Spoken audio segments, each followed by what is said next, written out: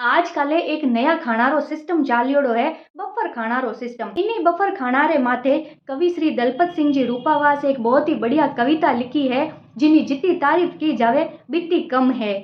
मैं रपट लिखा स्यूं थाना में, मैं फंस गयो बफर खाना में। मने बात समझ में नहीं आवे, गाजर टमाटर काचा खावे। हाथ में प्लेट लेन लेन लगावे, काउंटर सु काउंटर पर जावे। जू मंगतो फिरे है दाना ने, मैं फंस गयो बफर खाना में। बाजोट पातिया जीमण थाल, इन सबरो तो पड़ गयो काल। उबा उबा ही खावे माल, देश की गदी न पूरबरी चाल। पहला जेड़ी मिठास अब कठे है भाना में, मैं फंस गयो बफर खाना में। एक हाथ में प्लेट लिरावो, साग मिठाई भेड़ाई खाओ।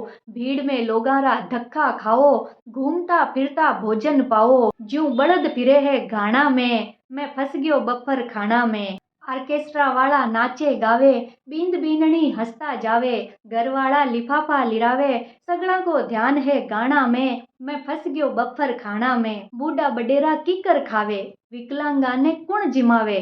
टिंगर टाबर भूखा ही जावे, कोई बैठा ने कोई उबा खावे।